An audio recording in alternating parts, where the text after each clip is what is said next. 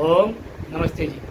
आइए आज धरती के महान महर्षि दयानंद सरस्वती के विषय में जानने के लिए हम चर्चा करते हैं। आखिर क्या कारण है कि स्वामी दयानंद सरस्वती को संसार का सबसे महान ऋषि बताया जाता है। आखिर उनके क्या कार्य थे जिनके कारण उन्हें महान कहा जाता है। वैसे तो संसारों में महापुरुषों की तुलना नहीं की जा सकती, लेकिन फिर भी दयानंद को शिखर की सबसे ऊंची चोटियों पर रखा जाता है। आखिर इसका कारण क्या है, आइए इसको समझने का प्रयास करते हैं। स्वामी दयानंद के जीवन में बहुत से कार्य हैं। उन कार्यों को दो भागों में बांटा जाता है। पहला है कुरीतियाँ का सुधार और दूसरा है सामाजिक उद्धार। पहले हम सामाजिक कुरीतियों पर बात करते हैं कि उन्होंने समाज के लिए कौन कौन से कार्य हैं जो किए हैं।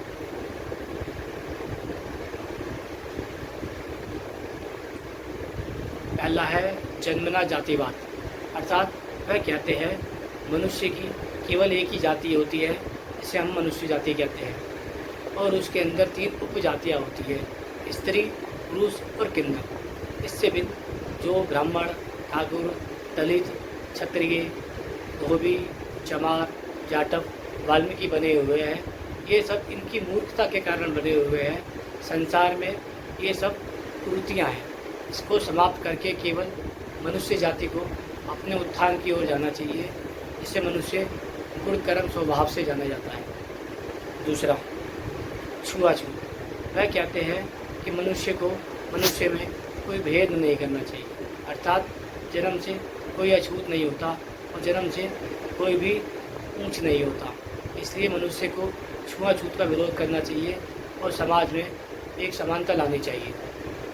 तीसरा, बाल विवाह। वह कहते हैं बच्चों का विवाह नहीं करना चाहिए, क्योंकि बच्चों की उम्र ब्रह्मचार्य अर्थात पढ़ने पढ़ाने की होती है। जब बच्चा पढ़ने पढ़ाने के अलावा विवाह आदि कार्य में पड़ जाएगा, तब उसका बालकपन नष्ट हो जाएगा। इसलिए मनुष्य को बालकपन में विवाह निषेध किया गया है, और ऐसा करना कानूनन अपराध भी है और सामाजिक अपराध भी होना चाहिए। चौथा, बहुविवाह। वह कहते हैं मनुष्य को केवल एक ही शादी करनी चाहिए। एक से अधिक शादी करने पर वह अपनी पत्नी के साथ, अपने पति के साथ न्याय नहीं कर सकते, और इसके कारण ही मनुष्य में व्यभिचार फैलता है। इसलिए एक पुरुष को एक स्त्री और एक स्त्री को केवल एक पुरुष से ही विवाह करना चाहिए। यही शास्त्र सम्मत है और यही न्यायिक है।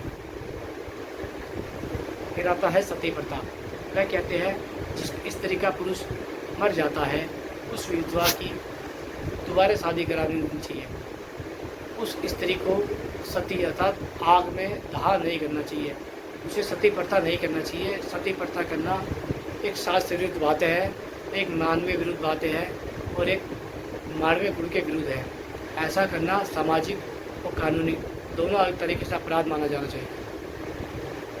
वह कहते हैं मृतक श्राद्ध, अर्थात जब मनुष्य मर जाता है तब उसका अंतिम संस्कार किया जाता है, जिसे हम दाह संस्कार कहते हैं। दाह संस्कार के बाद लोग अपने उस मृतक व्यक्ति को खाना खिलाते हैं, भोजन खिलाते हैं और उसके नाम पे खीर भंडारा करते हैं। ऐसा करना कलंक है। इसलिए वह कहते हैं श्राद्ध करना कलंक समान होता है, क्योंकि मृतक के घर पे भोजन करना अपराध होता है। पशु बलि। वह कहते हैं किसी भी देवी देवता के लिए पशु बलि करना अपराध है, कि हम पशु बलि में निर्दोष पशु पक्षियों को काटते हैं, और ऐसा करना मानवता के विरुद्ध है और इसे निषेध करके कानूनन और सामाजिक रूप से कठोर दंडित होना चाहिए। फिर कहते हैं वह नरबलि। नरबलि भी मनुष्य जाति की सबसे कुप्रथा में से एक है, कि कोई मानव अपने देवी देवता को खुश करने के लिए कैसे किसी मनुष्य की बलि दे सकता है। ऐसा करना कानूनन अपराध होना चाहिए और सामाजिक इसका बहिष्कार करें। फिर आता है पर्दा प्रथा।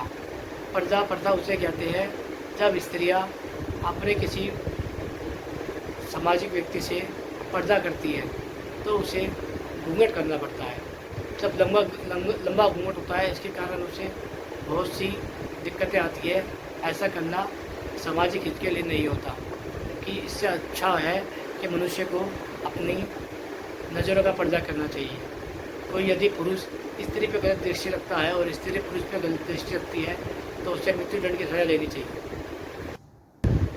देवदासी प्रथा उसे कहा जाता है कि किसी स्त्री की विवाह ईश्वर के पत्थर के देवता से कराना और उसको मंदिर में दान कर देना, अर्थात ऐसी स्थिति को सामाजिकता का कानूनन अपराध मानना चाहिए और उसे न्यायपूर्वक कठोर दंड देना चाहिए, क्योंकि देवता उसे स्त्री की विवाह कराना शास्त्र विरुद्ध है और मानवता विरुद्ध है। इसलिए मानवता विरुद्ध होने के कारण ऐसे लोगों को कठोर दंड देना चाहिए। वह कहते हैं मनुष्य समाज में वेश्यावृत्ति अर्थात स्त्रियों का और पुरुषों का वेश्यावृत्ति करना सामाजिक अपराध कहलाना चाहिए, क्योंकि इससे एक दूसरों में अलग अलग प्रकार की बीमारियां बैठती हैं और स्त्रियों का पुरुषों का व्यभिचार की तरफ झुकाव जाता है। शवों को दफनाना अर्थात वह कहते हैं मनुष्य को मरने के बाद दाह संस्कार करना चाहिए, अर्थात अंतिम संस्कार करना चाहिए। किसी भी बच्चे बूढ़े आदि का दफनाना नहीं चाहिए, क्योंकि दबाने से उसके अंदर जो मिट्टी वगैरह में दबता है तो वो जगह आदि घेरता है और उसके प्रणाली में दूषित फैल जाती है और नदी में फेंकने से भी वह दूषित हो जाता है। इसलिए अंतिम संस्कार करके उसको घी आदि से जला देना चाहिए। समुद्र यात्रा अर्थात कई लोगों का मानना था कि समुद्र की यात्रा को धर्मशास्त्र में निषेध किया गया है, जबकि ऐसा करना भ्रांतिपूर्वक सिद्ध होता है। स्वामी दयानंद कहते हैं यदि कोई मनुष्य व्यापार की दृष्टि से विदेश जाता है तो उसे 1 या 2 साल के अंदर वापसी लौट आना चाहिए। वह अपने परिवार का त्याग नहीं कर सकता। ये कुछ सामाजिक कुरीतियाँ थी जिस पर स्वामी दयानंद ने परखर भाषण दिए थे, परखर काम किया था। वह चाहते थे मानव उत्थान के लिए काम किया जाए। अब आते हैं उनके सामाजिक कार्य के लिए। पहला है स्वामी दयानंद गुण कर्म स्वभाव अनुसार मनुष्य जाति को देखते थे। वह कहते थे जो मनुष्य जैसा गुण कर्म स्वभाव है वैसा ही उसको समझना चाहिए। यदि कोई बलात्कारी है, कोई आतंकवादी है, कोई अपराधी है तो उसे वैसा ही समझना चाहिए। यदि कोई धर्मात्मा है, कोई योगी है, कोई ध्यानी है तो उसे उत्तम समझना चाहिए। वह कहते थे जो व्यक्ति धर्म छोड़कर दूसरे विधर्म में बन गया है तो उनका शुद्धि करनी चाहिए, अर्थात उनको मानवता की ओर लानी चाहिए। इसलिए वह शुद्धियाल उनके आंदोलन के पक्ष में थे।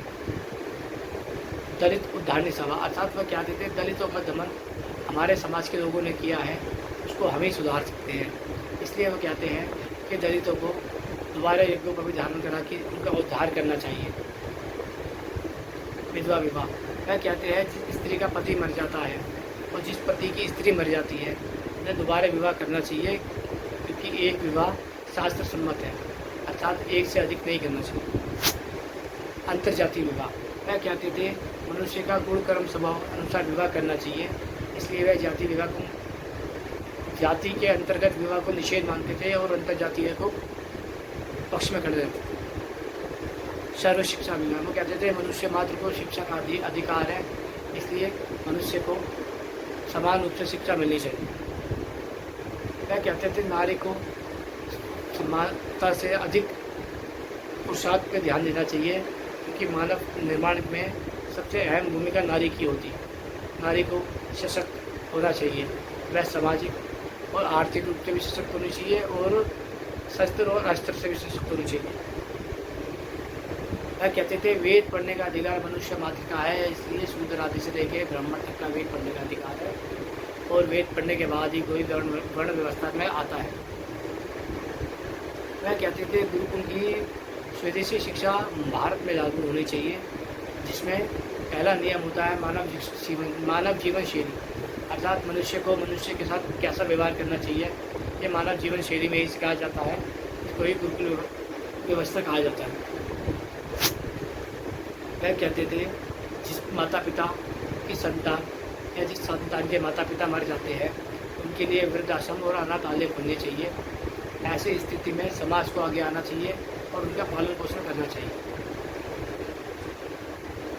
वह कहते थे एक गाय 400 लोगों का एक जीवन पर्यंत काम करती है, अर्थात यदि कोई मनुष्य गाय आदि काटता है तो उसको गोली से मार देना चाहिए, उसकी हत्या कर देनी चाहिए, क्योंकि एक गाय 400 लोगों का पेट भरती है। 400 लोगों के जीवन के लिए 4 लोगों को मारना पड़े तो कहते थे धर्म संगत है और न्याय संगत हो। वह कहते थे स्वदेशी आंदोलन, अर्थात मानव मात्र को भारतीय एकता में ही देखना चाहता हूँ मैं। इसलिए वो कहते थे हमें पहले की तरह और शुद्ध की तरफ लौटना चाहिए। वह कहते थे आर्य भाषा अर्थात हिंदी भाषा में मनुष्य मात्र को पिरोया जा सकता है। जैसे किसी मोती में, किसी धागे में मोती पिरोई जाती है, वैसे ही हिंदी भाषा में मनुष्य मात्र को पिरोया जा सकता है, जिससे समान रूप से एक दूसरे से प्रेम पूर्वक बात की जा सकती है। ओम नमस्ते।